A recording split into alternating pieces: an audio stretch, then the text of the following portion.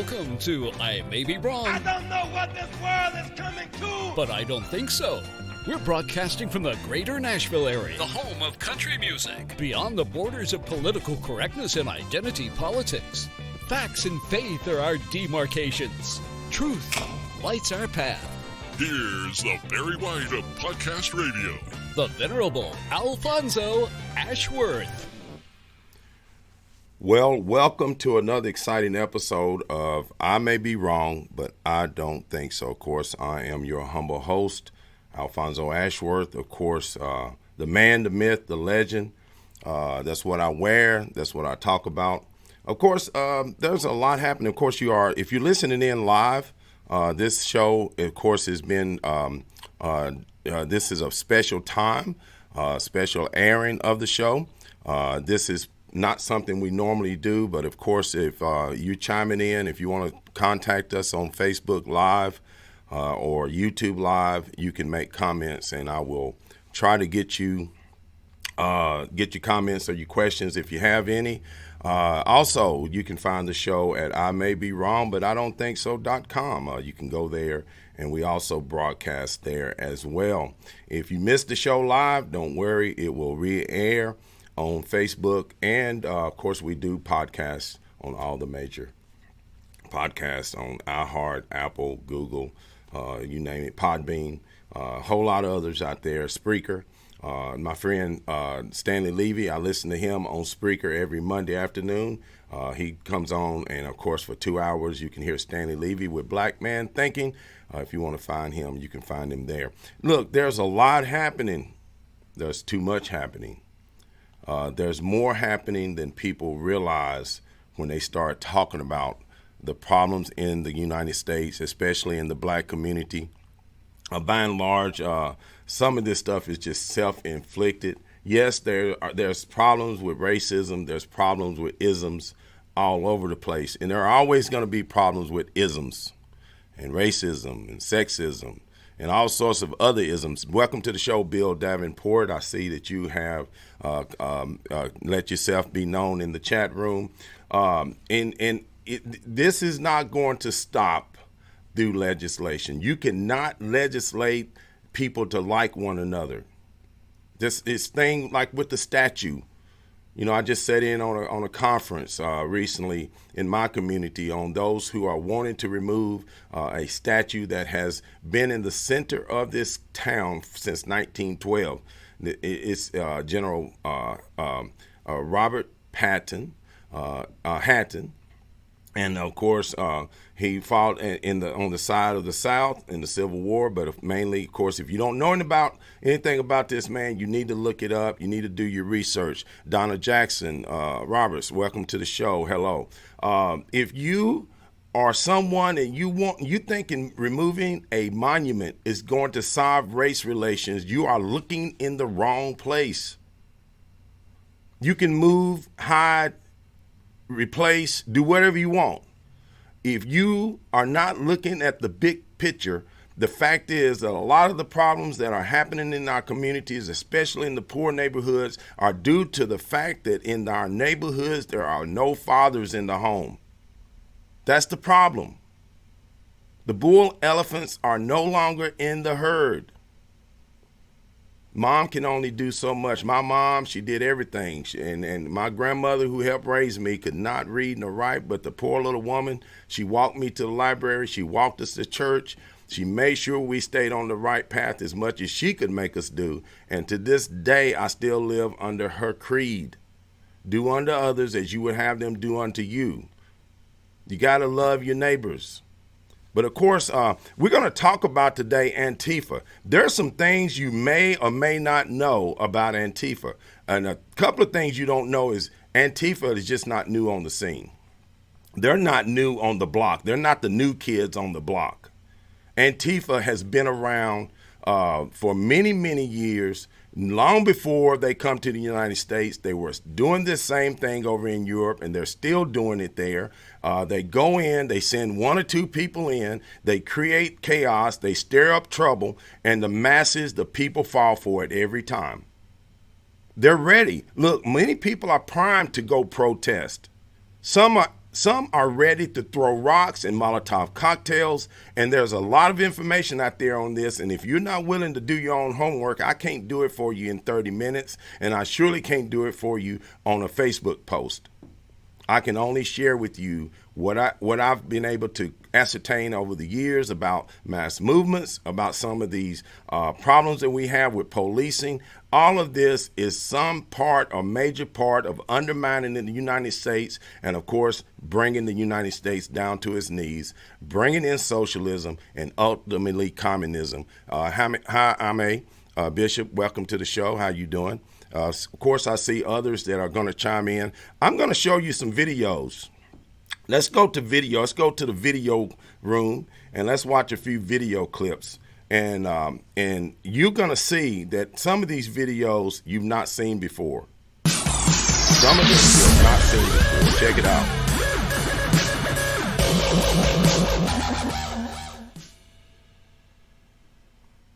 Situation in Chicago, where Barack Obama rose to prominence. Obviously, his association with Reverend Wright has hurt him. And there's also been bad publicity about William Ayers and Bernadette Dorn, two radicals associated with the violent Weather Underground back in the 60s. In 1998, Connie Chung spoke with Ayers and Dorn on ABC News. A lot of people out there are probably saying, I would love to hear them say we were young, we were idealistic, we were foolish, and we were probably stupid, we made mistakes, and we're sorry about it. We're grown up now.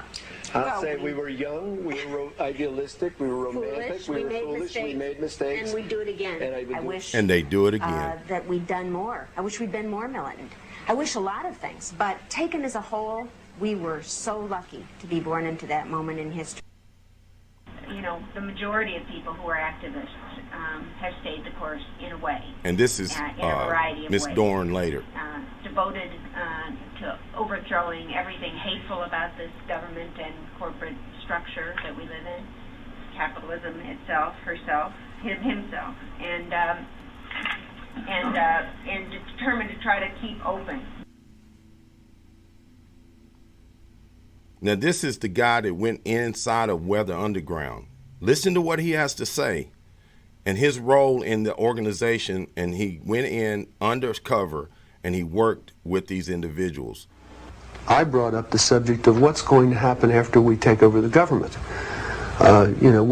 We become responsible then for administrating, 250 million people. And there was no answers. No one had given any thought to economics. How are you going to clothe and feed these people? The only thing that I could get was that they expected that the Cubans and the North Vietnamese and the Chinese and the Russians would all want to occupy different portions of the United States. Close. They also believed that their immediate responsibility would be to protect against what they called the counter-revolution. And they felt that this counter-revolution could best be guarded against by creating and establishing re-education centers in the Southwest, where we would take all the people who needed to be re-educated into the new way of thinking and teach them how things were going to be. I ask, well, what is going to happen to those people that we can't re-educate, that are die-hard capitalists? And the reply was that they'd have to be eliminated. And when I pursued this further, they estimated that they would have to eliminate 25 million people in these re-education centers. And when I say eliminate, I mean kill. 25 million people. I want you to imagine sitting in a room with 25 people, most of which have graduate degrees from Columbia and other well-known educational centers, and hear them figuring out the logistics for the elimination of 25 million people. And they were dead serious. Folks, they're dead serious. And this was a documentary, of course. And listen, look at this. This is where we come to. Confront them. Both of them were viciously beaten with a ladder and a 2x4.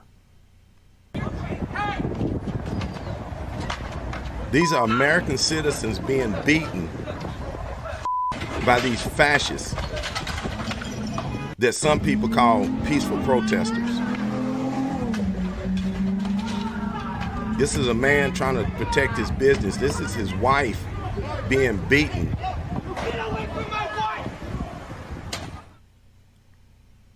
In Dallas, a man armed with what appeared to be a sword did his best to defend a business from looters. The mob bashed him in the head with a rock and a skateboard. These are your peaceful protesters. These are your anarchists. This is Antifa.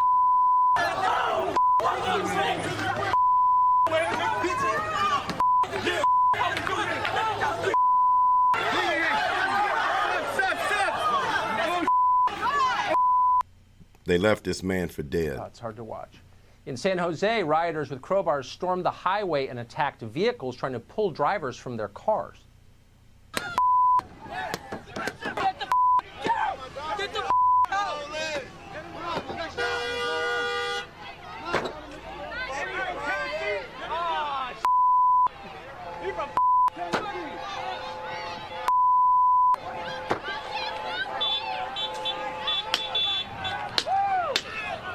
In Birmingham, Alabama, a local reporter called Stephen Quinn.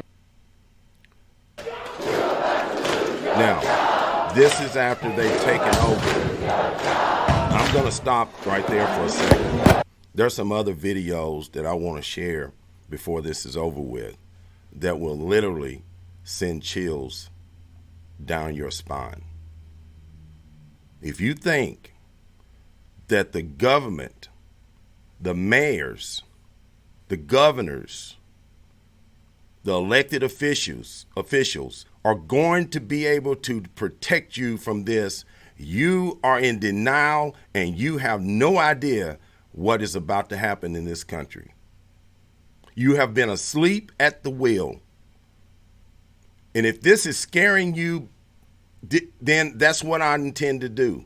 If this is what has to happen to wake you up and make you understand, it is not about Black Lives Matter. Black Lives Matter is being controlled by Hezbollah, or in essence, the Iranians.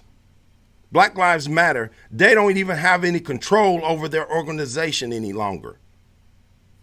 The people who started Black Lives Matter don't have no control whatsoever over what's happening with Black Lives Matter. They're just being told what to do, and they're given their marching orders, and they're doing it.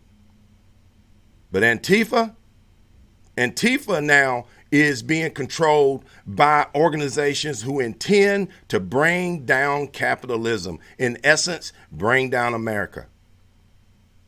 Destroy your way of life.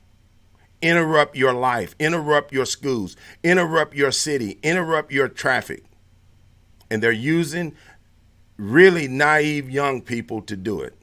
A lot of this started on college campuses. If you don't remember, a lot of this tearing down statues started on some of your college campuses.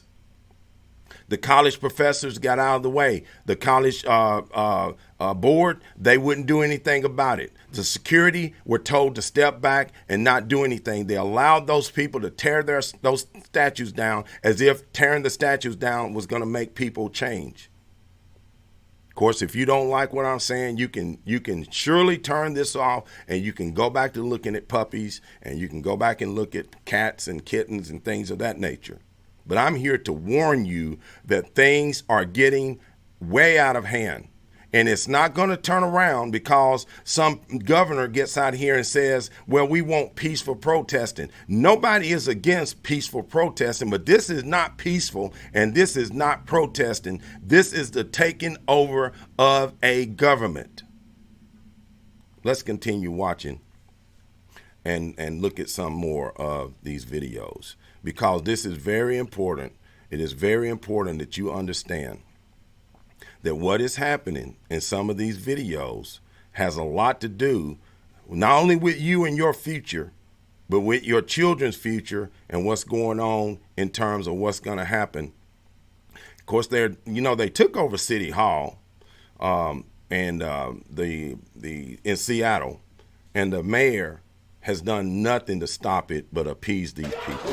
Listen what happened. This is how they took over.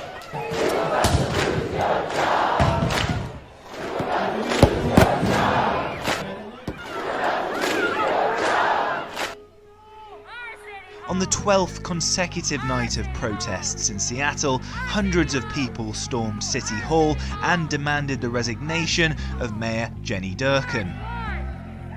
The protesters were reportedly allowed access to the building by a Seattle City Council member. Authorities in Seattle have been sharply criticised for their handling of the Black Lives Matter demonstrations. As in many other US cities, some people are now calling for the city police department to be defunded. Listen to this video carefully. It's 6 minutes long, but listen to it. As early as 1928, the communists declared that the racial differences among our people constituted the weakest and most vulnerable point in our social fabric. By constantly probing and straining at this one spot, they calculated that eventually the cloth could be torn apart and that Americans could be divided, weakened, and perhaps even set against each other in open combat. We mustn't kid ourselves into thinking that the communists have placed their agitators only into the black communities. They're working both sides of the street. They want hatred, violence, and bloodshed between the races, and they don't care how they get it or whom they use, even children if necessary. Here is a book that I think ought to be in every home library. It's entitled Color, Communism, and Common Sense by Manning Johnson. He joined the party as a young man because he honestly believed that the communists were trying to improve the conditions of his people. He was a dedicated communist, and eventually he rose to one of the highest ranks. But after many years, he discovered that instead they were merely planning to use his people in a bloody revolution to destroy America. And when he woke up to this, he dropped out of the party and devoted the rest of his life trying to alert his fellow citizens of all races to the true nature of the Communist Party as he knew it to be from the inside. Manning Johnson said, "Black rebellion was what Moscow wanted. Bloody racial conflict would split America. During the confusion, demoralization and panic would set in. Then finally the Reds say, workers stop work. Many of them seize arms by attacking arsenals. Street fights become frequent. Under the leadership of the Communist Party, the workers organize revolutionary committees to be in command of the uprising. Armed workers seize the principal government offices, invade the residences of the president and his cabinet members, arrest them, declare the old regime abolished, establish their own power." Now, here is a piece of vicious communist propaganda that perhaps some of you have seen. It's called The Crusader. It's written by Robert F. Williams, one of the organizers of the Revolutionary Action Movement. In this issue of The Crusader, the communists call not only for extensive chaos within the cities, but for putting to the torch every village, every forest, every field, and every barn. The plan is for raging fires from one city to the next. The reason? Well, first, there's the value of sheer destruction. Secondly, it would force us to deploy our defenses and rescue units over the widest possible area. The communists point out that as long as our police and National Guard remain concentrated, they're invincible. But if they can be forced to spread out over the entire city and into the countryside as well, then they can be picked off from ambush one by one.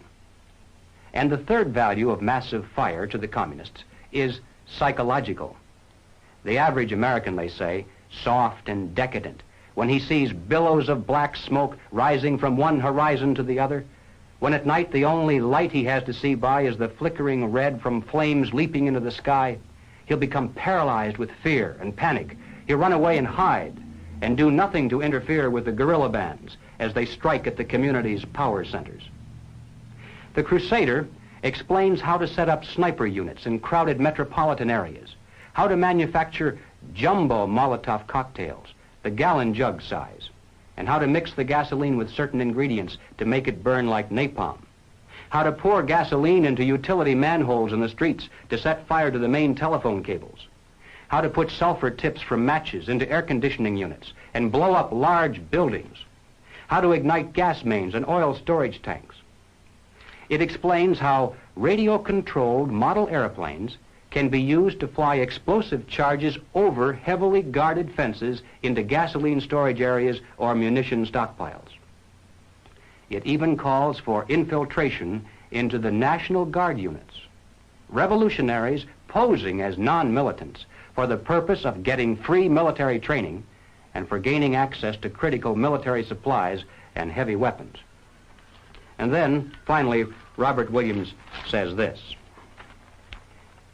any all-out minority revolution must create a state of crisis wherein almost all of the male population would be forced to remain in their homes to protect their property and families. The middle class is very large, but it is not accustomed to deprivation and terror. Because of its affluence, it has waxed soft. It has no stomach for massive fire, blood, and violence. The motive force behind its life drive is its endless pursuit of prestige, conspicuous consumption, and sensual pleasure. A few years of violent, sporadic, and highly destructive uprisings will set the stage for the grand finale. After the stage is properly set through protracted struggle, America could be brought to her knees in 90 days of highly organized, fierce fighting, sabotage, and massive firestorm.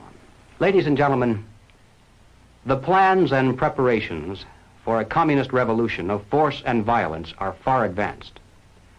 The organization behind these preparations has almost unlimited financial resources, and it provides both training and leadership based upon years of experience in many other countries.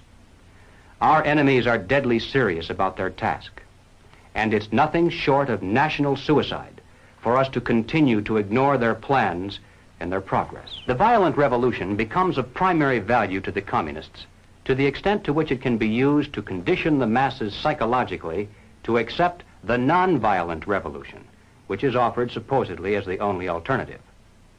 Hoping to avoid further violence and bloodshed, the public is to be pressured into accepting measures that will move the country gradually and legally toward communism. Defund the but police. Without calling it that. Dismantle the strategy police. of the proletarian revolution calls for the quiet conversion of our government into a communist regime, but under the banner of socialism. Well, what is socialism? All right, let's define it. According to the dictionary, socialism is a political concept based upon the principle of government ownership and control of property, the means of production, and the avenues of commerce. Under socialism, those who run the government, and the communists are confident that in America they eventually will be the ones who do so, those who run the government will know who is to get something and who has to wait, and that represents control over human beings. What has all this to do with the communist revolution in America? Well, ladies and gentlemen, it has everything to do with it, because the building of socialism is the communist revolution in America. It represents the process whereby... Well, I don't know what else has to be shared. I don't know what else that I can share with you or tell you so that you realize that we are at war. Whether you want to accept it, whether you want to recognize it, whether you want to bury your head in the sand at the beaches, at the lakes, at Disney, or wherever they want you to go, to make you think that somehow this problem is going to solve itself. This started in our schools and our universities several generations ago, and now you're seeing the manifestation of it where people are wanting to remove your history, they want to remove your society, they want to take control of your finances. They already control your children in the public school in many cases. I'm not here to demonize our public school system by no means, but I'm here to tell you there are some that have infiltrated your school boards. They have gotten in your educational administrative departments, and they have inculcated and brainwashed many young people into thinking that freedom is something that you no longer have to fight for.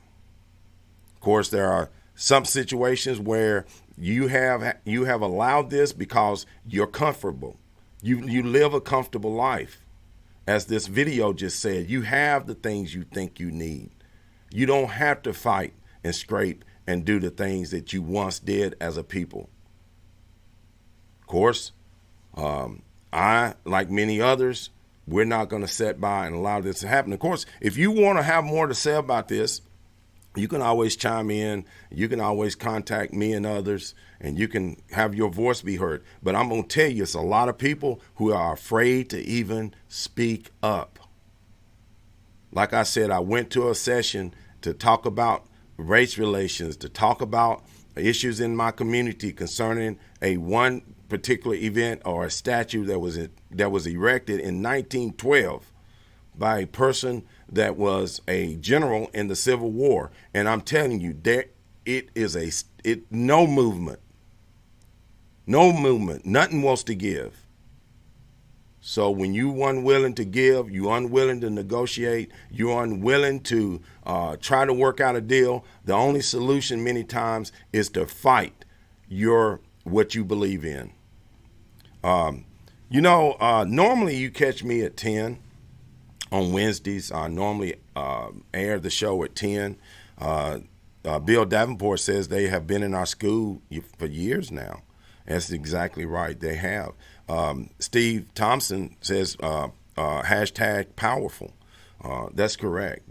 You're not going to get this on any other program outside of individuals like myself who are willing to put ourselves in the way of this, because we have nothing else to gain but to protect the Constitution, to protect this United States, and protect our freedom. That's it.